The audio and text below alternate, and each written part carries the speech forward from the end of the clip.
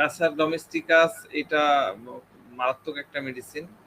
আমাদের বর্তমান সমাজ ব্যবস্থায় আমাদের আইপিআর যা আছে আশেপাশের, এইটাকে একটু আমরা যদি ধ্যান দিতে পারি তাহলে প্রচুর পেশেন্ট পাওয়া যায়। আমরা যেহেতু আমাদের কাছে রোগ কোনো বিষয় না, রোগ নিয়ে আমরা কোনো কিছু চিন্তাই করি না। রোগের নাম XYZ যাই হোক না কেন, আমরা যদি মানুষটাকে চিনতে পারি ডেফিনেটলি মেডিসিন কাজ করবেই, করতে বাধ্য। যদি হ্যানিম্যানের হোমিওপ্যাথি সত্য হয়ে থাকে তাহলে ডেফিনেটলি এটা কাজ করবে। আর প্যাসা ডোমেস্টিকাস আমি গতদিন বলছিলাম, সে যখন আপনার সামনে প্রেজেন্ট হবে তার অ্যাপিয়ারেন্স দেখে আপনার কাছে মনে হবে ল্যাকেসিস, একসময় মনে হবে তার কেয়ারিং দেখে মনে হবে কুকুলাস বা ভ্যানিলা। তারপরে সারাদিন এদের জন্য কাজ করে যায়, সে সকাল থেকে কাজ করি, মানে সিপিআই স্টাইলে সকাল থেকে কাজ করি একদম রাত পর্যন্ত চলতে থাকে। আমি একদম মানে আমার জীবনটাই মনে হয় শেষ হয়ে গেল এদের জন্য করতে করতে, জীবনটাই শেষ হয়ে গেল, মানে আমি একদম শহীদ হয়ে গেলাম, বলে না কাজ করতে করতে শহীদ হয়ে গেল। শহীদ হওয়া বুঝেন তো? শহীদ হওয়া বুঝেন না? আমরা বলি, কথাগুলো বলি, কিন্তু কাজ করতে করতে শহীদ হয়ে গেলাম। এটা কি? মার্টিয়ার। আমি গতদিন বলছিলাম martyr, delusion martyr being. Delusion martyr being কার থাকে? কার্সিনোসিন, সেখানে প্যাসা ডোমেস্টিকাসও থাকে। তারপরে ফসফরাসের মতন সবার সাথে মিশে যেতে পারে, ব্রাদারহুড সেন্সেশন থাকে, অনেকের মধ্যে থাকতে পছন্দ করে, অনেকের সাথে থাকলে উৎফুল্ল থাকে, প্রফুল্ল থাকে, অনেকের মধ্যে সে মানে একটা আলাদা চার, আর একটা পাওয়ার তার মধ্যে থাকে, খুব দ্রুতই ওপেন আপ হতে পারে। আমার চেম্বারে পেশেন্ট আসছে, পেশেন্ট এসে মোরলেস আমার সমসাময়িকী বয়স হবে বা 2-1 বছর সিনিয়রও হতে পারে, সেটা ফ্যাক্টর না, কিন্তু সে প্রথম থেকেই এমন ভাবে কথা বলতেছে মনে হচ্ছে যে সে আমার অনেক পরিচিত। হ্যাঁ, জানেন কাউসার, কোনো ইয়া নাই, একদম ফ্রেন্ডের মতন যেভাবে কথা বলে, একদম ওপেননেস, এরকম ওপেননেস থাকে। তারপরে আর কি বলেছিলাম, স্পঞ্জিয়ার মতন হার্ট রিলেশন তৈরি করে, হৃদয় থেকে রিলেশন তৈরি করে, হৃদয় দিয়ে কানেকশন তৈরি করে। প্যাসা ডোমেস্টিকাস সবসময় কানেকশনে বিশ্বাসী। তোমার বোনের আজকে জন্মদিন, তোমার ভাগনার জন্মদিন, একটা গিফট পাঠাও, এই লেভেলের কানেকশন তৈরি করে। ঠিক আছে, এই সব ফিচার গুলাকে মিলায় একটা মিক্সচার একটা মেডিসিন হলো প্যাসা ডোমেস্টিকাস। এই মেডিসিনটা আপনারা যখন ইউজ করতে পারবেন তখন ডেফিনেটলি খুব ভালো খুব ভালো রেসপন্স পাবেন, এটা আমি বিশ্বাস করি। যদি আমি যে থিমটা বুঝাচ্ছি এই থিমের উপরে বেস করে আপনারা আগাতে পারেন, তো এরকম একটা পার্সনকে যে কেউ জামাই হিসাবে পছন্দ করবে, যে কেউ তার মেয়ের হাজবেন্ড হিসাবে পছন্দ করবে, বা এরকম একটা পার্সনকে বৌমা হিসাবে পছন্দ করবে, পার্টনার হিসাবে এরা অত্যন্ত অমায়িক। এরকম পার্টনার যে কারো পছন্দ হবেই। তো আমি আজকে একটা ছোট্ট কেস শেয়ার করব। এই কেসটা এর আগেও আমি আপনাদেরকে বলেছিলাম, এই টাইপের একটা কেস, ওই কেসটাও আমি আপনাদেরকে এই কেস শেষে বলবো, তাহলে দুইটা মেডিসিনের পার্থক্য খুব সুন্দরভাবে আপনারা বুঝে যাবেন। আমার যারা পুরনো স্টুডেন্ট ছিলেন ডেফিনেটলি তারা মিলাতে পারেন কিনা, এরকম কেস আমি এর আগেও বলেছি, আপনারা মনে আছে কিনা জানি না, মিলান, কাছাকাছি, কথাবার্তা একই রকম। তো যাক, এই পেশেন্টটা আমার কাছে এসেছিল, ওনার বয়স 45 এর মতো। তো আমি তাকে জিজ্ঞাসা করলাম আপনার কি কি কষ্ট হচ্ছে। তো উনি বলতেছেন যে, আমার দিকে খেয়াল করেন, হ্যাঁ, উনি বলতেছেন যে আমার ঘাড় ব্যথা করে সব সময়, মাথার মধ্যে চাপ ধরে থাকে, মাথা ঘুরে, তাছাড়া এই কোমরের এই কোমরের এই ডান দিক থেকে এই ডান পা পর্যন্ত প্রচন্ড ব্যথা হয়, আর হাঁটুর নিচের মাংসপেশি একদম টেনে ধরে থাকে, অবশ হয়ে থাকে। তো রুগী কিভাবে কথা বলতেছিল, আমি বললাম খেয়াল করে থাকেন, আমার ঘাড়, এই যে ঘাড় ব্যথা, এই কোমরের এই যে এইখান থেকে চেয়ার থেকে দাঁড়ায় এইভাবে, চেয়ারের এইখান থেকে কি বলে কোমরের এইখান থেকে একদম হাঁটু পর্যন্ত ব্যথা, হাঁটুর নিচ থেকে অবশ হয়ে থাকে, মাংসপেশি টেনে ধরে থাকে, মানে একদম হাত দিয়ে দিয়ে সে দেখাচ্ছে এবং চেয়ার থেকে দাঁড়ায়। মহিলাটা মোটামুটি শিক্ষিত, বেশ স্মার্ট এবং খুব সুন্দর ড্রেস আপ করে আসছে। বেসিক্যালি সে একটা বুটিক হাউজে সে ইয়ে করে আর কি। তো বুটিক হাউজের মহিলারা বা এরা তো ডিফারেন্ট টাইপ পোশাক পরেই। তো যাক, মহিলাটা এই যে আমার সাথে কথা বলছিল এইভাবে ঘাড় দেখায়, কোমর দেখায়, হাঁটু দেখায়, হ্যাঁ, বারবার কিন্তু সে কাজটা করতেছিল। পরবর্তীতেও আমি কয়েকবার উল্লেখ করব, দেখবেন যে ওই চেয়ার থেকে দাঁড়ায় যাচ্ছে, দাঁড়ায় কথা বলতেছে, এইরকম একটা সিচুয়েশন। আপনাদের কারো কি মনে পড়ছে আমরা কোন মেডিসিন পড়ানোর সময় এরকম বলেছিলাম, এরকম একটা কেস শেয়ার করেছিলাম? কারো মনে আছে? এনিওয়ান? রুটা। হ্যাঁ, থ্যাংক ইউ। কে বললেন? ইয়ামি ভাই, আনজির। আনজির ভাই, ধন্যবাদ। আনজির ভাই রুটাটা খুব ভালো শিখে ফেলেছে, একদম same as it is rotor মতন ধরে ধরে, রুটারা ধরে ধরে দেখায়, কথা কম, ধরে ধরে এইভাবে দেখায়। তো এইটাও, এই বিষয়টা হলো পেশেন্টের কমিউনিকেটিভ স্কিল, কমিউনিকেশনের একটা বৈশিষ্ট্য, কমিউনিকেটিভ স্কিল বলে এটাকে। হ্যাঁ, আর এই পার্সনটা, এই লেডিটা, সে বেসিক্যালি ওপেন হার্টেড, খোলামেলা সে কথা বলতেছিল। আরো আরেকটু আগাই সামনের দিকে কেস বলি, তখন আপনারা বুঝতে পারেন। তো এই যে এইভাবে দেখাচ্ছে এইখান থেকে এইখানে, ওইখান থেকে এখানে, হ্যাঁ, তো এই বিষয়টা কমিউনিকেটিভ, আমাদের একটা রুব্রিক্স আছে, সিয়াম যদি দিতে পারো দিয়ে দাও। তো এই কমিউনিকেটিভ রুব্রিক্সের খুব কাছাকাছি একটা রুব্রিক্স যায়, সেটা হলো কি বলেন দেখি, এই টাইপের। Anyone? Any person? Sir attention না, অ্যাটেনশন টু না। আর এটা হলো নেকেড ওয়ান টু, খুব কাছাকাছি জায়গা কিন্তু। অনেক এই যে দেখানো, ইয়ে করা, আমরা নেকেড মানে মনে করি যে কাপড়টা খুলে ফেললো, শুধুমাত্র নেকেড এইটুক না।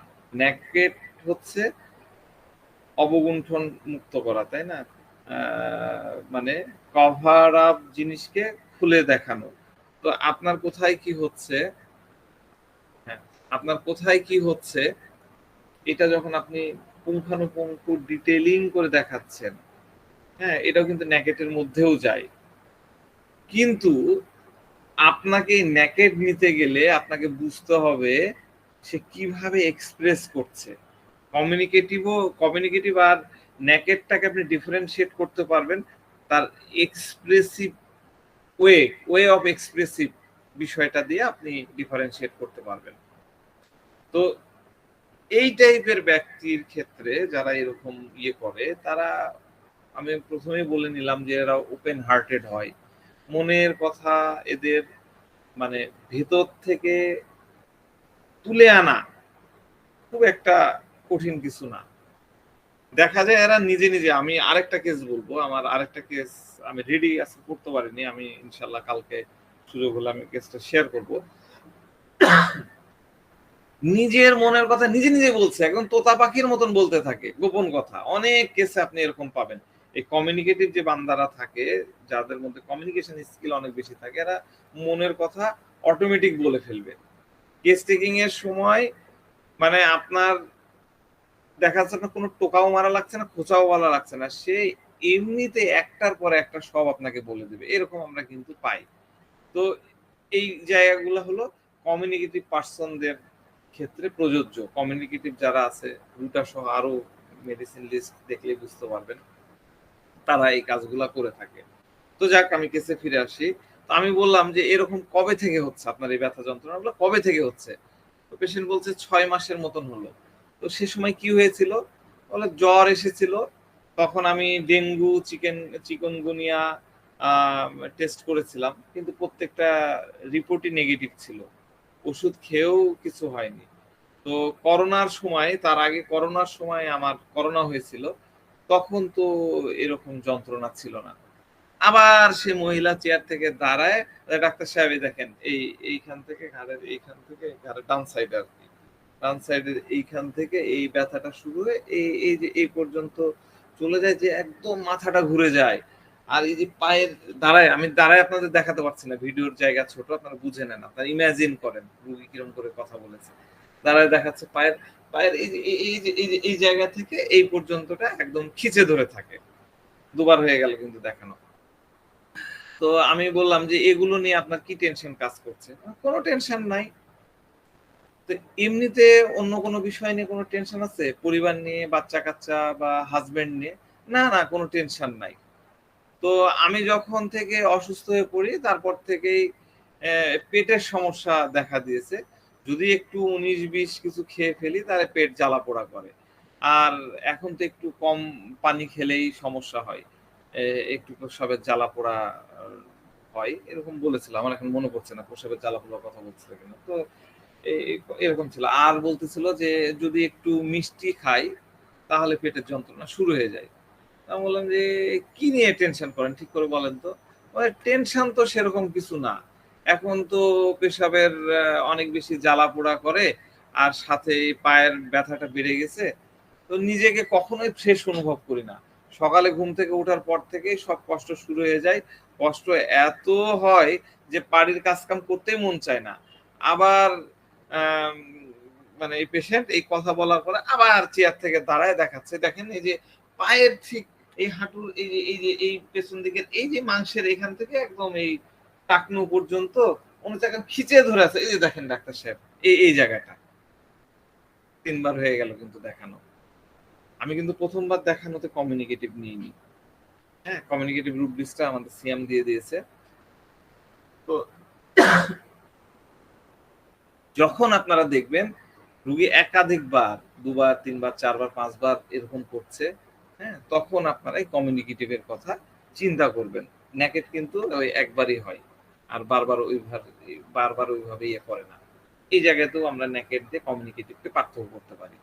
তো মহিলা যখন কথা বলতেছিল তখন বারবার চেয়ারে দাঁড়াচ্ছে এবং দেখা যাচ্ছে এরকম করে এইখানে ব্যথা, এইরকম, এইরকম জাস্ট এইরকম মানে একটা রিদমিক ওয়েতে ওই আমাকে দেখেন ভালো করে। এই এরকম করতেছে, মনে হচ্ছে যে সে ডান্স করছে, নাচতেছে। হ্যাঁ? আমরা যেভাবে নাচি এই এরকম। তো এই যে অ্যা পেশেন্ট আপনাকে কিভাবে এক্সপ্রেস করছে, তার প্রবলেম গুলা কিভাবে এক্সপ্রেস করছে, এটাকে বলে হচ্ছে কেস টেকিং এর কি বলে? How, how of case taking. বুঝতে পারছেন? তো এই হাউ যদি আপনারা দেখা শেখেন, বোঝা শেখেন, তাহলে আপনারা অনেক মেডিসিনের সাথে আপনারা ডিফারেনশিয়েট করতে পারবেন। ওই রুটার সাথেও ডিফারেনশিয়েট করতে পারবেন। তারপরে কমিউনিকেটিভ আর যে মেডিসিন গুলো আছে সেগুলোর সাথে ডিফারেনশিয়েট করতে পারবেন। তাহলে এখানে আমি রুব্রিক্স পেয়ে গেলাম কমিউনিকেটিভ। তো আমি তাকে জিজ্ঞাসা করলাম যে আপনার বাসায় কে আছে? তখন বলছে যে ছেলে, মেয়ে ও হাসব্যান্ড। তো আপনার হাসব্যান্ড কি করেন? তো মানে যে ইউনিভার্সিটিতে চাকরি করতেন কিন্তু তার শারীরিক সমস্যার কারণে আর তিনি জব করেন না। তো তাহলে আপনার খরচ চলে কিভাবে? বাসার খরচ চলে কিভাবে? তো বলে যে সব আমিই দেখি। ভালো করে খেয়াল করেন। তিনি কি ওয়ার্ড গুলা ইউস করছেন। এই কথাগুলাই তিনি বলছিলেন। সব আমিই দেখি। আপনি দেখেন মানে? বলছে, "হ্যাঁ, আমি।" "আপনি দেখেন?" আমি বললাম। তখন বলছে, "হ্যাঁ।" তো বললাম যে, "আমার ছেলেও ইনকাম করে। ওর বাবা অসুস্থ হওয়ার পর থেকে এই তো আ ৩ মাস হলো ছেলে ইনকাম করা শুরু করেছে। প্রতি মাসে সে আমাকে ৳৪,০০০ করে দেয়। একটা কোচিং সেন্টারে সে ম্যানেজার হিসাবে কাজ করে। সকাল বেলায় বাড়ায় গিয়ে রাত্রে ফেরে। আমি একটা বুটিক হাউজের মানে ম্যানেজার টাইপের আরকি স্টোর কিপারের আরকি কাজ করি। তো কাজের ফাঁকে এসে তাদের জন্য দেখেন এগুলা কথা কিন্তু আমি জিজ্ঞাসা করিনি। সে নিজেই বলতেছে।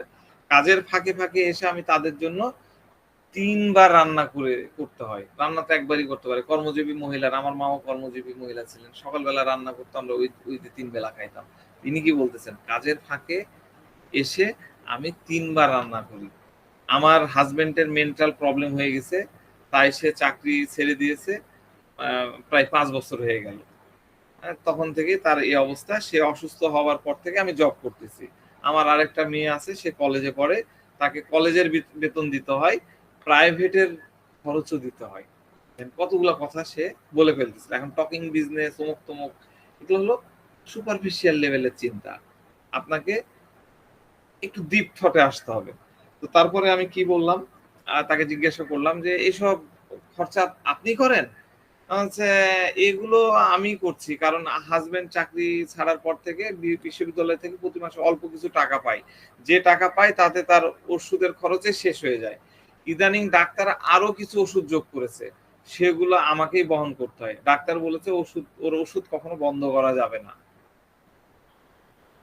তো এই যে কথাগুলা সে বলল, সে কাজের মধ্যে থেকে মানে জব, একটা প্রাইভেট জায়গায় জব করতেছে, ম্যানেজারিয়াল টাইপের, স্টোর কিপিং সহ তাকে এই কাজগুলো করতে হয়। তো এটা একটা নিঃসন্দেহে একটা দায়িত্বশীল পোস্ট। সেখান থেকে সে ছুটি নিয়ে 3 বার এসে রান্না করে আবার ওখানে যায়। সকাল থেকে সন্ধ্যা পর্যন্ত সেখানে চাকরি করে, 8টা পর্যন্ত চাকরি করে। তারপরে এই মেয়ের খরচ, ছেলে না হলে 3 মাস থেকে চাকরি করছে, এখন তাকে দিতে হচ্ছে না, ছেলে বরং দেয়। আবার হাজবেন্ড একটা টাকা পায় ইউনিভার্সিটি থেকে, সম্ভবত প্রভিডেন্ট ফান্ড বা ইয়া থেকে। তো সেইটা যে টাকা পায় তার ওই টাকাতেও তার ওষুধের খরচ হয় না, আরো এক্সট্রা টাকা জোড়া দিয়ে তার চালাতে হয়। সে এই সব কিছু করছে, তার মানে কি সে কিন্তু কেয়ারিং, তাই না? সবার বিষয়ে কেয়ারিং। এখানে কোনো প্রশ্ন আছে এই মহিলার ইয়েতে?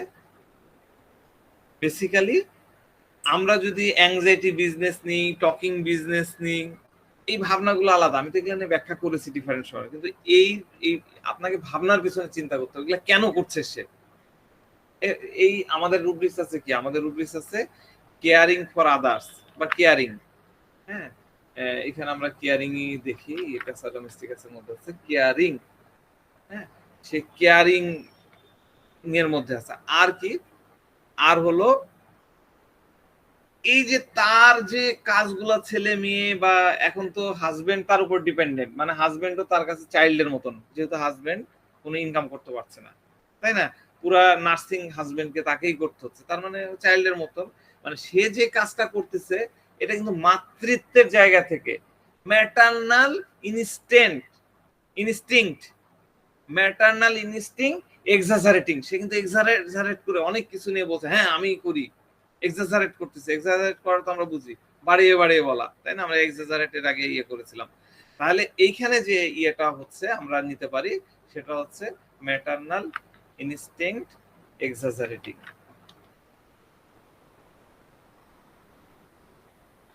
তাহলে কেয়ারিং, ম্যাটারনাল ইনস্টিংক্ট এক্সাজারেটিং, আমরা এই দুটাকে যদি এক জায়গায় বলি তাহলে এইভাবে বলা যায়। তো এই কেসে কিন্তু এটাকে কোর বলা যাবে না, বা এটাই যে তার অসুস্থতার কারণ বা কজ এটা বলা যাবে না। সেটা কেয়ারিং করে, এটা তার পার্সোনালিটি। আমরা বলি না ব্যক্তিত্বের নিদর্শন। উনি কিরকম ব্যক্তি? উনি রাশভারী ব্যক্তি। উনি কেমন ব্যক্তি? উনি খুব জলি মাইন্ডেড। আর এই মহিলা কিরকম? ইনি হলেন খুব কেয়ারিং, ম্যাটারনাল ইনস্টিংক্ট, ম্যাটারনাল মানে মাতৃত্বের ইনস্টিংক্ট তার মধ্যে অনেক বেশি, মাতৃত্ববোধ তার মধ্যে অনেক বেশি। তাহলে এই একটা কথায় আমরা কিন্তু এই মহিলাকে আমরা কি করতে পারি, আইডেন্টিফাই করতে পারি, তাই না? বা তার পার্সোনালিটির একটা তকমা দিয়ে দিতে পারি যে সে আসলে মাতৃত্বের বিষয়ে অনেক ইয়া। ছোট্ট একটা কথা থেকে খালি ভাবনা বুঝতে হবে আপনাদের।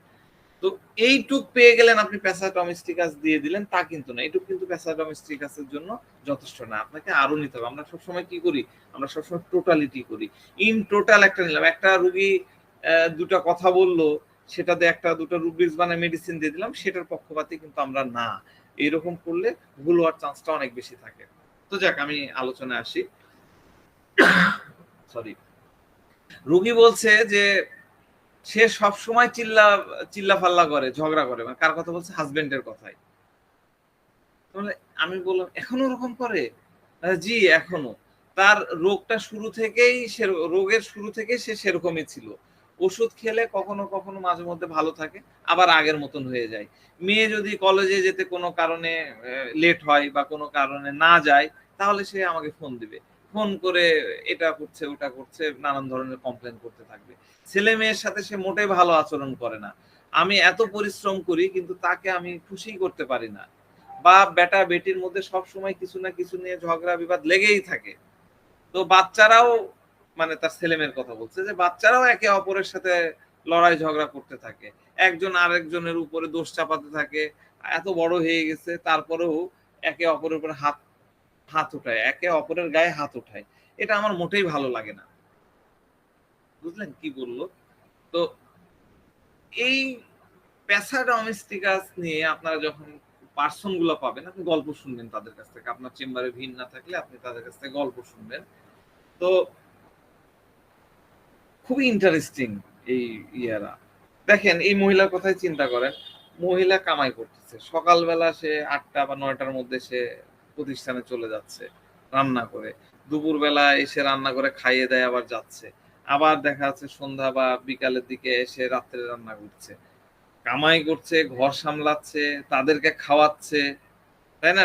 এই জবের মধ্যে তার ফিরে আসার দরকারটা কি? এর পেছনের কারণটা কি?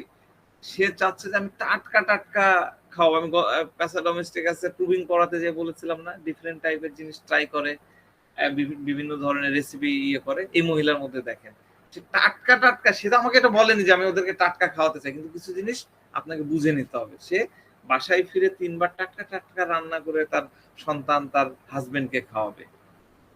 তাদের জন্য করছে, এই হাজবেন্ডের জন্য করছে। আপনি হাজবেন্ড, আপনি অসুস্থ, আপনি অসুস্থ বললে হয়তো অনেক সময় মেজাজ ঠিক থাকে না, লড়াই করছেন, ঝগড়া করছেন, বিবাদ করছেন। সুতরাং কি দাঁড়ালো? যে কেয়ারটা মহিলা নিচ্ছে, মহিলাটা তো নিচ্ছে, কোনো অ্যাপ্রিসিয়েশন তো নাই, বরং কেউ কোনো গ্রেটফুলনেস দেখাচ্ছে না, এটা থ্যাঙ্কস গিভিংও করছে না। এটাই তো দাঁড়ালো, তাই না? তো হাজবেন্ড তার সাথে লড়াই করছে, তার সাথে ঝগড়া করছে, তাকে মারছে, তার গায়ের উপরে হাত তুলছে, চিল্লাচ্ছে, আবার ছেলে মেয়েরা নিজেরা নিজেরা ঝগড়া করছে। কাদের জন্য করছে সে? তো যাক, আমি তাকে বললাম যে এ বিষয় নিয়ে আপনার খুব দুঃখ লাগে, খুব কষ্ট হয়? তো সে বলছে, ডাক্তার সাহেব খুব কষ্ট হয়, আমি এত মেহনত করি তাদের জন্য, আমার উনি যেরকমটা চায় আমি ঠিক সেরকমটা করেই তাকে খাওয়াই, কোনো কিছুতে কমতি রাখি না, আমার এগুলো ভালো লাগে না। আমি বলি তোমাদের তো ভালোভাবে থাকা উচিত। দেখেন আপনারা প্রুভিং করে দেখবেন, যদিও মানে খুব এনার্জি নিয়ে পড়তে হয়, প্রুভিং একই রকম লাগে, ভাল লাগে না। কিভাবে পড়তে হয় এটাও, পড়া কিভাবে পড়তে হয় এটাও জানতে হয়, পড়া শেখাটাও আছে। যারা থিসিস করেছেন বা কোনো আর্টিকেল পড়েন, সব পড়তে হয় না, জায়গা মতো পড়তে হয়, ওইটাও শেখার আছে। তো যাক, তো হোমিওপ্যাথির যত প্রুভিং আছে প্রত্যেকটা প্রুভিং খুবই অ্যামাজিং, একদম বিস্ময়কর আমার কাছে মনে হয়। হ্যাঁ, আমি তো মনে করি যে এই বিশেষ করে প্যাসেডামেস্টিক কাজ করতে যে আমার কাছে মনে হয়েছে যে এটা পুরা একটা স্পিরিচুয়াল থিং, এটা একদম স্পিরিচুয়াল একটা জিনিস, আধ্যাত্মিক একটা ব্যাপার স্যাপার আমার কাছে মনে হয়। এই মহিলাটা, দেখেন এই মহিলাটা এতক্ষণ পর্যন্ত যা বলেছে আপনারা প্রুভিং পড়লে বুঝবেন, মনে হচ্ছে যেন প্যাসা ডোমেস্টিকাসের জান তার মধ্যে ঢুকে আছে। পুরা এই স্প্যারোর যে এনার্জি থাকে, চড়ুই পাখির যে এনার্জি থাকে, পুরা এনার্জি তার মধ্যে ঢুকে আছে। আর সে বারবার বিভিন্ন কথা দিয়ে সেই রেফারেন্সটাই দিচ্ছে। মহিলা কি বলছে যে তার মতন করে সবকিছু করি, মানে তার মানে কি হাজবেন্ডের মতন করে, হাজবেন্ড যা চায় তার মতন করে করে। আমি ইনকাম করে নিয়ে এসে বাচ্চাদের লালন পালন, তাদের পোষণ করি, খাওয়াই, তাদের সব প্রয়োজন মেটাই, তারপরেও আমার হাজবেন্ড খুশি না, আমি আর কি করতে পারি? এরা নিজেদের মধ্যে ঝগড়া বিবাদ করে। শুনেন, পেশা ডোমেস্টিকাস আপনারা কতদূর বুঝলেন? আমি তো অনেক কিছুই বলেছি, লাভ ইনস্ট্যান্ট অমুক তমুক হ্যান ত্যান বলেছি। বেসিক্যালি এই মেডিসিনটা একটা নেচার লাভওয়ালা মেডিসিন, নেচার ভালো করে, প্রাকৃতিক, ফিউম্যানিটি, ন্যাচারাল জিনিস, এটা নেচার পছন্দ করে। তো যে পার্সন ন্যাচারাল জিনিস পছন্দ করে, প্রাকৃতিক পরিবেশে থাকতে পছন্দ করে, প্রাকৃতিক জিনিস পছন্দ করে, সে ডেফিনেটলি লড়াই ঝগড়া পছন্দ করবে না। অন্য কারো ঝগড়া বিবাদের মধ্যে সে ঢুকবেও না, ওখান ও থাকতেও চাইবে না। আর যদি ঝগড়া বিবাদের মধ্যে সে পড়ে তার মাথা খারাপ হয়ে যাবে। এইটা আপনারা জেনে রাখেন। এটা আমার ফিলোসফির কথা আমি বললাম। তো আমি তাকে বললাম যে আপনি তাদেরকে কিভাবে মানায় নেন? তখন বলে আমি মানাই না, আমার সামনে তো ওরা আসলে এরকম করে না, আমি যখন থাকি না তখন এরকম শুরু হয়ে যায়। সন্ধ্যায় যখন বাসায় ফিরি, সরি, সন্ধ্যায় যখন বাসায় ফিরি তখন তাদের কমপ্লেন শুরু হয়ে যায়। সকাল থেকে কি কি করেছে আর কি কি হয়েছে, এটা করেছে, চলতেই থাকে। এদের এত বয়স হয়েছে তারপরে এরা বুঝে না, শাসন করেও তো এখন লাভ নেই। মানে ছেলে মেয়ের কথা বলছে যে এদেরকে যে দুটো লাগাই দিব, এটা তো এখন কোনো লাভ হবে না।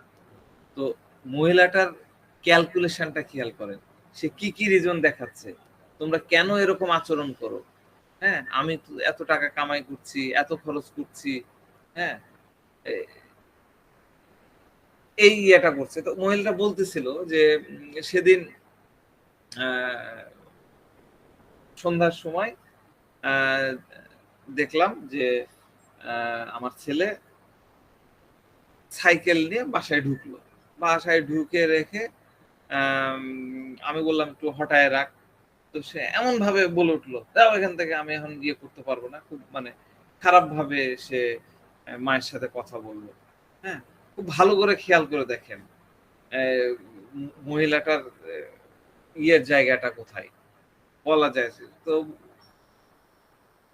মহিলাটা বলছে যে আমি ইনকাম করি, আমার ছেলে এই 3 মাস হলো ইনকাম, যে 2-4 পয়সা ইনকাম করছে, ইনকাম করা শুরু হলো আর বাপ মার সম্মান কমে গেল।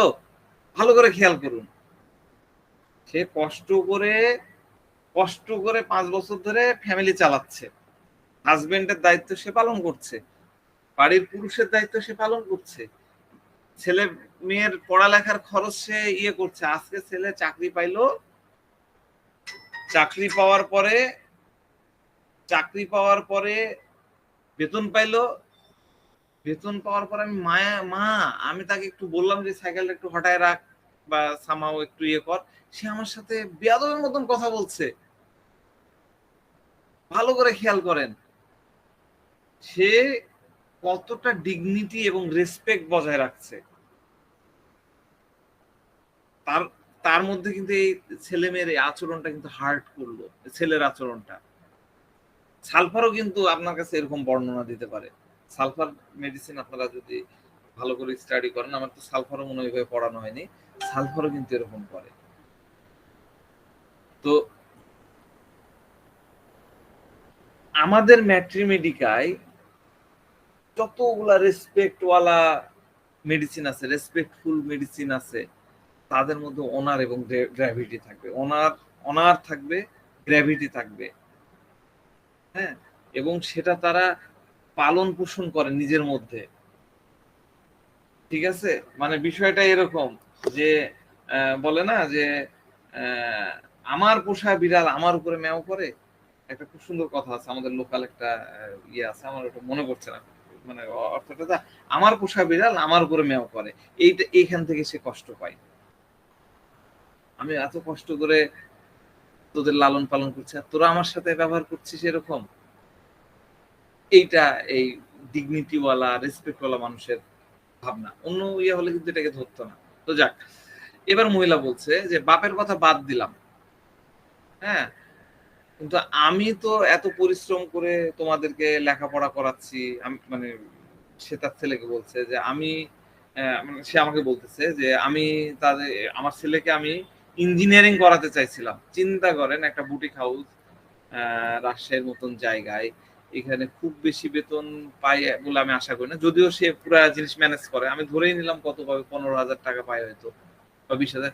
এই মহিলার ইয়েটা চিন্তা করেন, কথার ভাঁজ দেখেন যে আমি তাকে ইঞ্জিনিয়ারিং এ ভর্তি করাতে চাইছিলাম, সে রুয়েটে পাইলো না, আমি মনে করলাম বেসরকারিতে দিব, কিন্তু সে পড়লো না।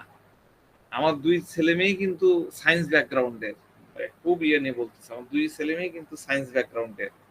বড়টা ছেলেটা বিএসসি তে ভর্তি হলো, হ্যাঁ ম্যাথমেটিক্স থেকে অনার্স করলো। ভালো করে খেয়াল করেন যে বাচ্চার এডুকেশনের বিষয়টা সে কিভাবে প্রাউডলি বলতেছে।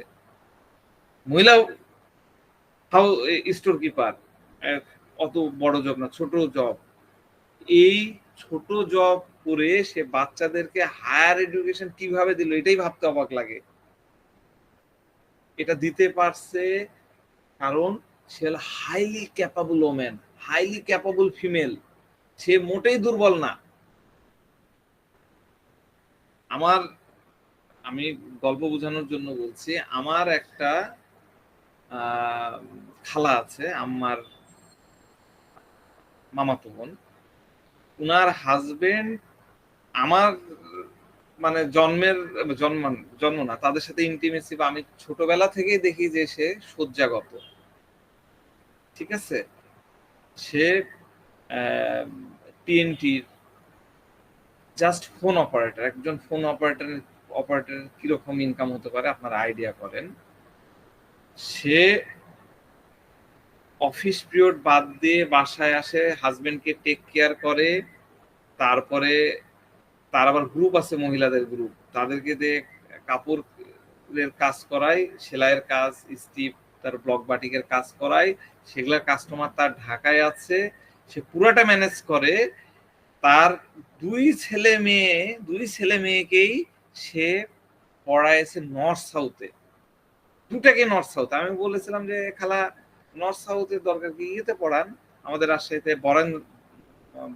বরেন্দ্র ইউনিভার্সিটি আছে, সেখানে পড়ান, বা মেডিকেলে। না, সে ত্রিপুলিতে পড়াইছে নর্থ সাউথে মেয়েটাকে, ছেলেটাকেও ওইরকম কোন একটা ইঞ্জিনিয়ারিং এ। তাহলে এই টাইপের পার্সনদের কি বলবো, এরা হাইলি ক্যাপাবল, হাইলি মানে এদের ক্যাপাসিটি মানে মানে কি বলবো, নর্মাল লেভেলের থেকে উপরে। এরা মোটেও দুর্বল না। এই পেশা ডোমেস্টিকাসের যত পার্সন পাবেন, ডেফিনেটলি আপনারা ধরে নেবেন 99% ধরবেন যে এরকম তাদের ক্যাপাসিটি, মনোবল এবং তাদের হচ্ছে ওই লেভেলের। তো মহিলা বলতেছে যে বড় ছেলে লেখাপড়ার পেছনে প্রায় 2 লাখ টাকা খরচ করেছি। একজন মানুষ হিসাবে যে সুখ পাওয়ার কথা, আমার কোনো সুখ নাই। কখনো ভালোবেসে 2-1টা কথাও কেউ বলে না। আমার বিয়ে 35 বছর হয়ে গেছে, ভালোবেসে আমার হাজবেন্ড একটা কথাও বলেনি, একটা কথা, একটা কথাও না, কিছুই না, এভাবেই জীবনটা পার করে দিয়েছি। ভালো করে খেয়াল করে দেখেন মহিলা কি স্টেটমেন্ট দিল। 35 বছরের বিবাহিত জীবনে হাজবেন্ড একটাও ভালোবেসে একটাও কথা বললো না। আমি বললাম যে এটা নিয়ে আপনার মধ্যে কি কষ্ট হয়, এর মধ্যে এটা নিয়ে কি আপনার খুব কষ্ট হয়? যে হ্যাঁ হয়, কিন্তু আমি এটা প্রকাশ করি না। আমার একটা বান্ধবী আছে, সে বলছে তুই যদি এইভাবে থাকিস তোর মাথা তো একদিন শেষ হয়ে যাবে, তুই বরং তোর মাথা থেকে এসব ঝেড়ে বের করে দে, তুই হাজবেন্ডের কথা বাদ দে, এখন বাচ্চাদের উপরে ফোকাস কর। তো আমি প্রায় বলি না,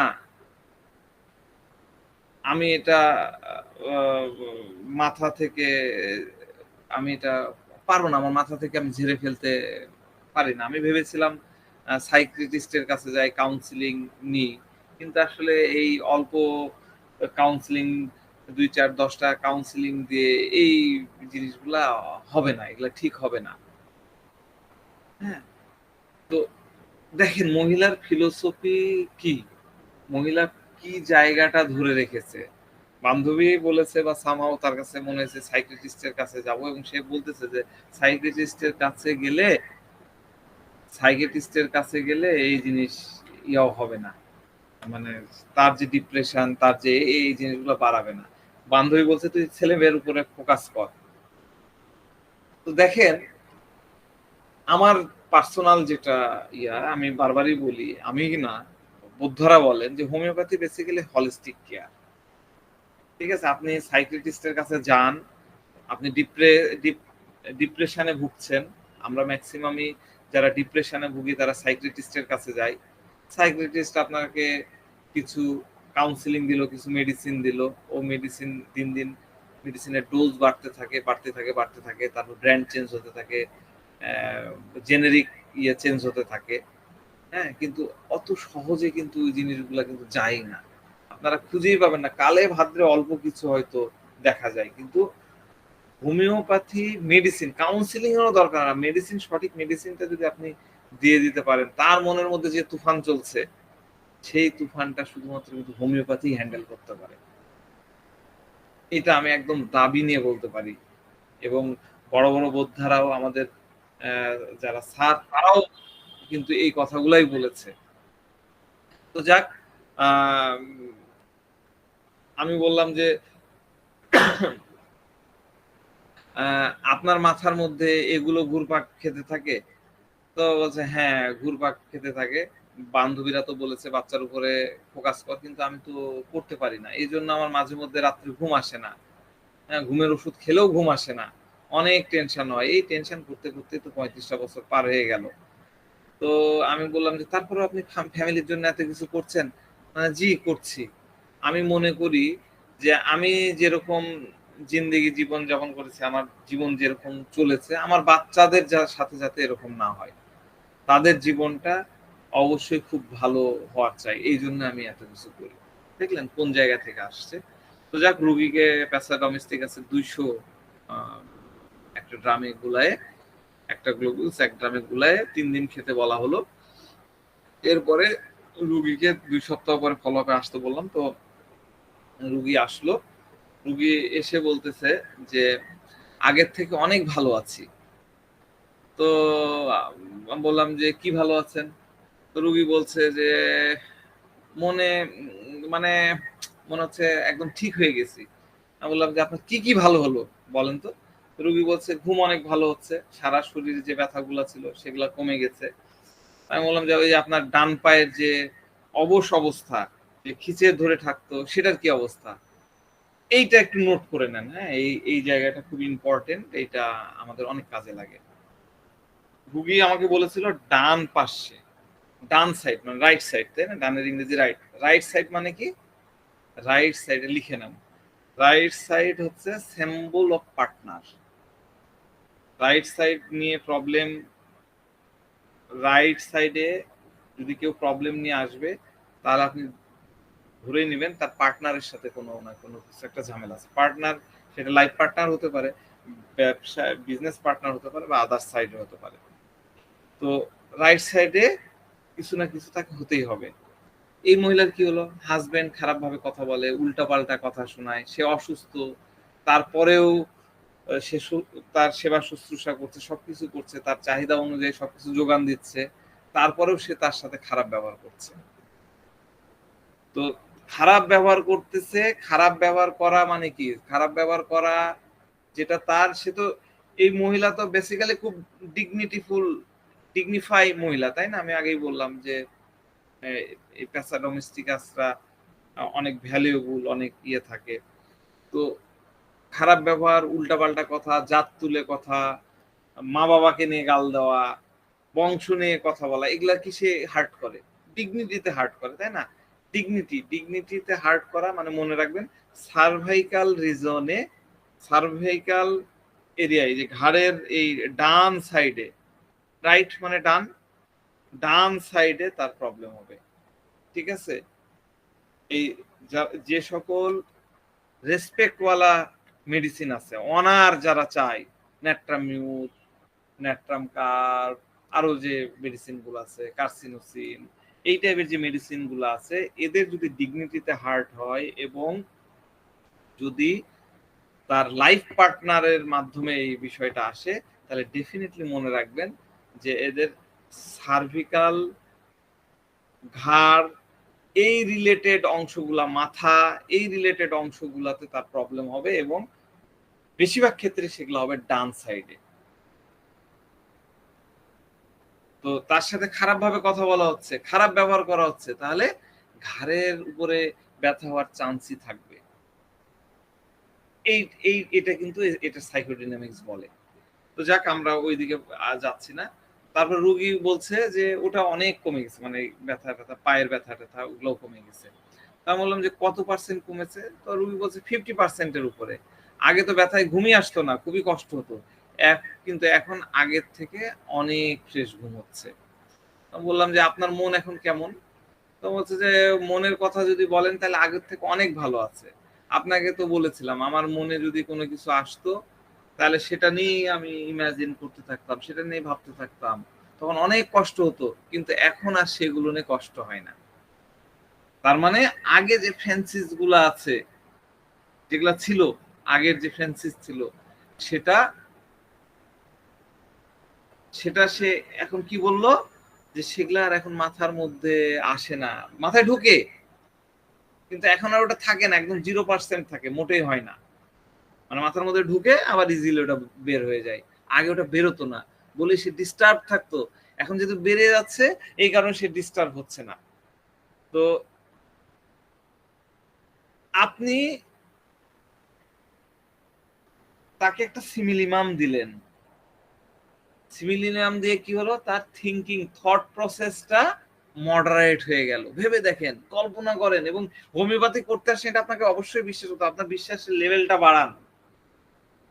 আমরাও অনেক সময় বিশ্বাস করতে পারি না যে মেডিসিন ইয়ে হবে, আমরা আরেকটা কিছু দিয়ে দিই, না নেট্রামিওরও মনে হচ্ছে, না কার্সিনোসিনও মনে হচ্ছে, দ্বিতীয় ওষুধ একটা দিয়ে দিলাম। যখন আমাদের বিশ্বাসের ঘাটতি থাকে তখন আমরা এরকম করি, আপনারাও হয়তো করেন। তো এই বিশ্বাসের লেভেলটাকে, কনফিডেন্সটা বাড়ান। ওষুধ খাওয়ার আগে তার মাথায় যদি কিছু আসতো সেটা নিয়ে সে ইমাজিন করতে থাকতো, ভাবতে থাকতো, ব্রুডিং করতে থাকতো, থট পারসিস্টেন্ট হতে থাকতো, তখন সেটা মাথা থেকে বের হতো না। কিন্তু ওষুধ খাওয়ার পরে সেটা ইজিলি বের হয়ে যাচ্ছে। তো রুগী বলছে যে আপনি বলতে পারেন এখন আমি একদম ফ্রেশ অনুভব করছি, আগে তো বাসায় থাকলে অনেক কিছু মাথায় আসতো, আমার সাথে এরকম হওয়া দরকার, ওরকম কেন হচ্ছে না, ওগুলো এখন মাথা থেকে একদম বের হয়ে গেছে, একদম ফ্রেশ অনুভব করছি। আগে খুব ঘন ঘন ইউরিন ইনফেকশন হতো। ইউরিন ইনফেকশন কি অসুখের নাম? ইউটিআই। 2-4 দিন পর পর প্রচুর কষ্ট হতো। এই কয়দিনের মধ্যে, এই 2 সপ্তাহ, 10 দিন, 2 সপ্তাহের মধ্যে ওরকম আর হয়নি। দীর্ঘদিনের এটা সমস্যা ছিল। ডাক্তার বলতো যে বেশি বেশি করে পানি খেতে হবে, খেয়েছি কোনো লাভ হয়নি। ডাক্তার অনেক অ্যান্টিবায়োটিক দিয়েছে, কিছু হয়নি। তো পরে ডাক্তার বলেছিল যেহেতু আপনার করোনা হয়েছে, তো করোনা হলে ইমিউনিটি নষ্ট হয়ে যায়, অনেকের এরকম হয়, আপনাকে এটা মেনে নিতে হবে, আপনাকে পানি টানি খেয়ে এটা মেকআপ করতে হবে। দেখেন, অ্যালোপ্যাথি যখন ডাক্তার পারলো না তখন করোনার ঘাড়ে দোষটা চাপাই দিয়ে রেখে দিল, তখন তার ইউটিআই প্রবলেম হতো। তো এটা নিয়েও আমার মাথার মধ্যে কাজ করতো, ভাবনা আসতো যেটা কি আর ভালোই হবে না, এই কষ্ট কি পেতেই থাকতে হবে। তবে আপনার ওষুধ খাওয়ার পর থেকে আমি এখন এতই ফ্রেশ অনুভব করছি, তা ভাষায় প্রকাশ করতে পারবো না। দেখেন রুগী কিরকম টেস্টমোনিয়াল দিচ্ছে, আপনার ওষুধ খাওয়ার পর থেকে এতটাই ফ্রেশ অনুভব করছি যে আমি ভাষায় প্রকাশ করতে পারবো না। তো যাক, আরেকটা একটু বলে রাখি, নোট দিয়ে রাখি, যদিও ফিজিক্যাল প্যাসাডোমিস্টিকাসের মধ্যে আপনারা প্রায় রোগীর ক্ষেত্রে আপনারা ইউটিআই এর সমস্যা পাবেন, ইউরিনারি ট্র্যাক্ট ইনফেকশনের সমস্যা পাবেন। এইটা নোট রাখেন। এই প্রস্রাবের জ্বালা পোড়া, এইটা এই পেশেন্ট গুলোর মধ্যে থাকে। আমরা ক্যান্থারিস দিই, এই পেশেন্ট গুলোর মধ্যে থাকে। কেন থাকে, কেন এই পেশেন্ট গুলোর মধ্যে ইউটিআই ইয়া হয়? কারণ ইউটিআই কাদের হয় এটা আগে জানা দরকার। ইউটিআই ইউটিআই তাদের হয়, আমি একটা পার্সেন্টেজ বলতেছি, বিবাহিত ক্ষেত্রেদের কথা বলতেছি আমি, নন ম্যারিড পার্সনের কথা আজকে বলতেছি না, বা বাচ্চাদের কথা বলতেছি না। হাজবেন্ডের সাথে যাদের লড়াই, হাজবেন্ডের সাথে কিরকম লড়াই, সেটা ইমোশনাল ডিটাচমেন্ট, ইমোশনাল লড়াই, ইমোশনাল দ্বন্দ্ব, এদের এই ক্ষেত্রগুলোতে বেশিরভাগ ক্ষেত্রে দেখা যায় ইউরিন ইনফেকশনটা বেশি হয়। তাহলে আজকে আমরা কিন্তু দুইটা সাইকোডিনামিক্সের বিষয় আমরা জানলাম, ঠিক আছে? ইমোশনাল কনফ্লিক্ট, সেখানে ইউটিআই প্রবলেম হচ্ছে। আরো বিস্তারিত আছে, আমি অল্প একটু ইয়ে দিলাম। তো রুগী বলছে যে আমার বাচ্চাদের উপরে অনেক ধ্যান থাকতো, আমার কনসেন্ট্রেশনটা বাচ্চাদের উপরে থাকতো, এখন আমি আমার নিজের উপরে বেশি রাখছি। ভালো করে খেয়াল করে দেখেন, ম্যাটার্নাল ইনস্টিংক্ট যেটা ছিল, মাতৃত্বের যে ইনস্টিংক্ট, যে আকুতি বা চাহিদা যেটা ছিল, বা স্বভাব প্রবৃত্তি, সেটা কি ছিল? বাচ্চাদের কেয়ার। হাজবেন্ডও তো বাচ্চার মতন, তার কেয়ার। সারাদিন সে বাইরে থাকলেও সারাদিন তাকে নিয়ে চিন্তা করতো। এখন ওষুধ খাওয়ার পরে সে কি বললো? এখন নিজের উপরে ধ্যান দেওয়া সে শুরু করলো। তো আমি বললাম, আগে আপনি ওদের বকাঝকা করতেন, হ্যাঁ, তাই তো? এখন এই কদিনে কি হলো? বলছে হ্যাঁ, এই কদিন কিন্তু আমি তাদের সাথে আমার কোনো কথা কাটাকাটি হয়নি, আমার মাথাতেও আসেনি। আমার মাথায় এখন কাজ করছে, আমার বাচ্চারা তো বড় হয়ে গেছে, 20-22 বছর 24 বছর বয়স হয়ে গেছে, তারা তাদের মতন জীবন যাপন করুক, তাদের তো পার্সোনাল লাইফ আছে, তারা তাদের মতন চলুক। দেখেন, এই কয়েকটা দিনের মধ্যেই তার এরকম মনে হয়েছে। তার কি মনে হয়েছে? তারা তার মতন চলুক, আমি আমার বিষয় নিয়ে একটু ভাবি। বুঝতে পারছেন কত চমৎকার হয়? এমনি বলে হলিস্টিক কেয়ার, কত চমৎকার ভাবে ইয়ে করেছে। এখন দেখা যাচ্ছে যে ওই, আপনি ভালো করে চিন্তা করে দেখেন, ছেলে সাইকেল সারাদিন শ্রম দিয়ে এসে সাইকেলটা হয়তো দরজার কাছে রাখছে, তখন মা হয়তো এমন কিছু একটা বলেছে, ছেলে কিন্তু ছ্যান করে উঠেছে, ছেলে কিন্তু ছ্যান করে উঠেছে, তাই না? তো সে কিন্তু তার অ্যাঙ্গেল থেকে চিন্তা করছিল, কিন্তু এখন সে চিন্তা করলো ওষুধ খাওয়ার পরে যে তারা বড় হয়েছে, তারা তাদেরও তো নিজস্ব একটা লাইফ আছে, তারা তাদের মতন চলুক, বরং আমি আমার মতন চলি। ঠিক আছে? তো দেখেন, এইভাবে এই বিষয়টাকে চেঞ্জ করা যায়। আমার আমার কি মনে হয়, আমি কি বোঝাতে চাইলাম আপনারা বুঝতে পারছেন? এনি ডাউট, এনি কোশ্চেন এই কেসটা নিয়ে? এরকম কেস আপনারা অনেক পাবেন, অনেক পাবেন, এগুলো পাওয়া যায়। কারো কোনো বলার আছে? 1 মিনিট, না থাকলে আমি নেক্সট কোশ্চেনে চলে যাব। আমার ধারণা আপনারা সবাই বুঝে গেছেন, বলার কিছু নাই। আমি আজকে একটা ছোট্ট ভিডিও দেখায় আমার আজকের ক্লাসটা শেষ করব। আমাকে একটু ইয়ে দেন, ভিডিওটা বাইর করব। ভিডিওটা খুব ভালোভাবে দেখবেন।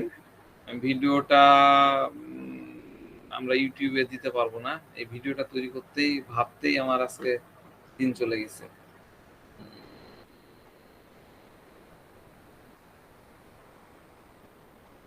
খুব ভালো করে দেখবেন।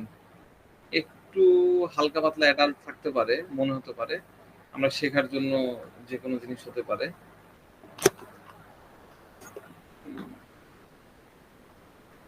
ভালো করে দেখেন, হ্যাঁ। আশা করি আপনারা গানটা উপভোগ করলেন, সাথে সাথে আমরা কিছু রুব্রিক্সের ঝলকও দেখে নিলাম।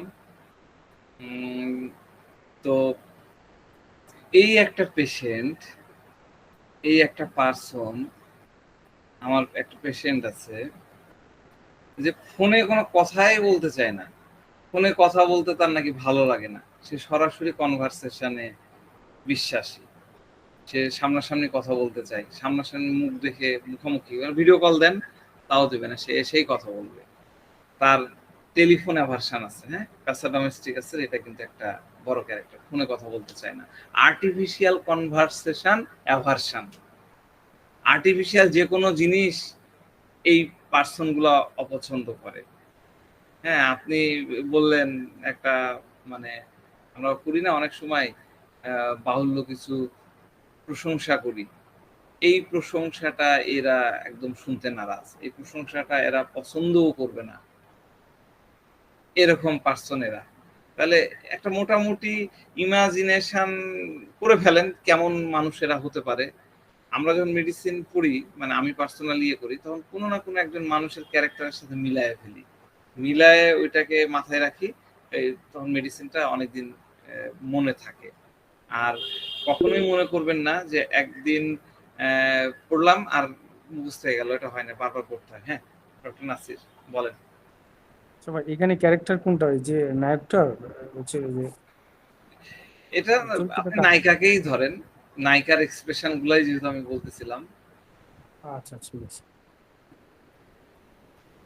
এই আর কি। তো ঠিক আছে, আজকে আর লম্বা ক্লাস নিচ্ছি না।